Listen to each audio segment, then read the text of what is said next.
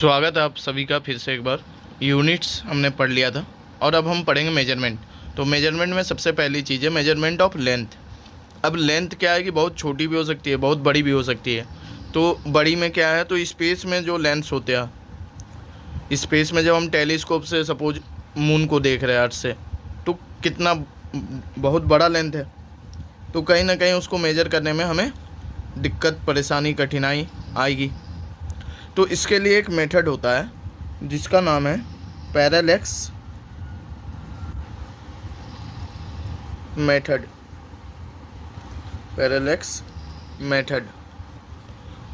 Now ये parallax method क्या है, तो सपोज मतलब आप एक आंख बंद कर लो और एक हाथ में पेंसिल लेकर कुछ दूर रख लो और दूसरी आंख से उस पेंसिल को देखो।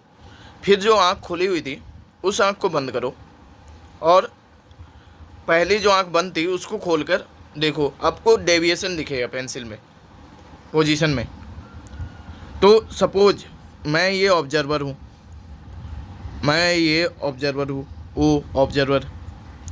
तो मैंने पहली बार पेंसिल को देखा, पेंसिल थी ए पे, मतलब मुझे दिखी ए पे। दूसरी बार मैंने देखा, पेंसिल मुझे बी पे दिखी। पेंसिल की दूरी मेरी आंखों से सेम ही थी, ऐसा तो नहीं था कि दूरी बदल गई थी। रखा मैंने सेम डिस्टेंस पे था, बट मुझे पैरेलैक्स की वजह से अलग अलग पोजीशन पे ये दिख रहा था। तो सपोज ये डिस्टेंस डी है, इन दोनों के बीच में जो डिस्टेंस है वो बी है। नाउ अब क्या है कि ऐसे ही हम क्या करते हैं कि एक पॉइंट को, एक जो मून, एक प्लैनेट होता है, उसको हम दो अलग अलग जगहों से देखते हैं। थोड़ा बहुत, जैसे हमारी दोनों आंखों के बीच में भी दूरी है ना थोड़ी सी, तो हम थोड़ा सा अलग अलग जगह से देखते हैं। तो वो इसी तरह से पैरेलैक्स क्रिएट करता है कि एक बार हमें यहाँ पे दिखता है और एक बार हमें यहाँ पे दिखता है। और ये जो एंगल है, ये एंगल कहलाता है पैरेलैक्स एंगल। पैरेलैक्स एंगल, और इसकी वैल्यू होती है थीटा।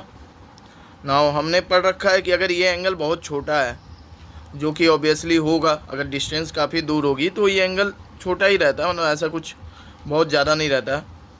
तो ये एंगल जब छोटा होता है तो हमने पढ़ा था कि टेन थीटा के बराबर हो जाता है, और यहाँ पे इसलिए theta equal to B by D आएगा।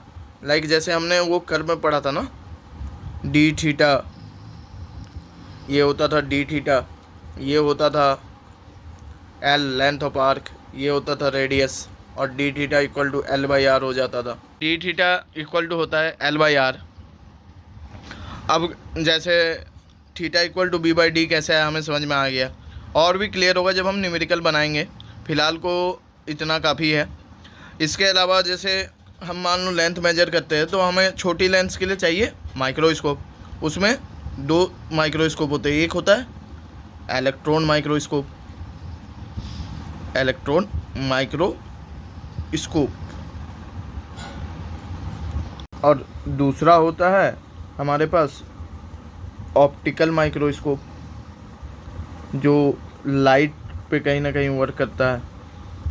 ऑप्टिकल माइक्रोस्कोप, इसकी जो रेजुलेशन है लगभग 1 आर्मस्ट्रॉन्ग तक होती है। 1 आर्मस्ट्रॉन्ग होता है 10⁻⁻10 मीटर, और उससे भी अगर ज़्यादा रेजुलेशन हमें चाहिए तो 0.6 आर्मस्ट्रॉन्ग के होता है इलेक्ट्रॉन माइक्रोस्कोप का रेजुलेशन।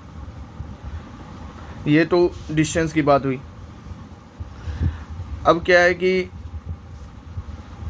कुछ प्रीफिक्सेस भी है, लाइक 10⁻³ को हम क्या कहते हैं, मिली। 10⁻⁻6 को माइक्रो, 10⁻⁹ को नैनो, 10⁻⁻12 को पिको, 10⁻15 को फर्मी,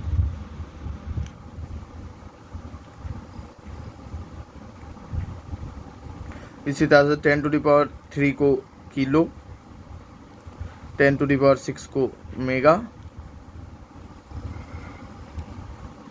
एंड ज़्यादा इस साइड आपको ज़रूरत नहीं पड़ेगी, मतलब इसके बाद वही गीगा। तो इतना आपको ज़रूरत नहीं पड़ेगा। इनके अलावा ये किसी भी यूनिट में हो सकते हैं, फर्मी मीटर, फर्मी ग्राम, जिसमें भी ये मतलब फर्मी जो है ये पहले लगता है मतलब। अब इसके बाद आता है measurement of mass. Measurement of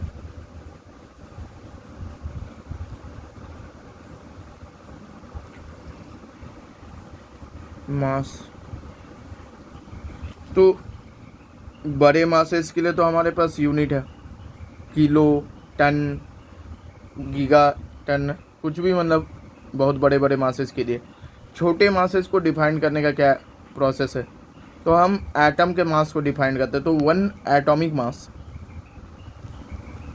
1 atomic mass unit हमने इसको डिफाइन कर रखा है कार्बन के मास के। तो 1/12 of mass of carbon is known as 1 atomic mass.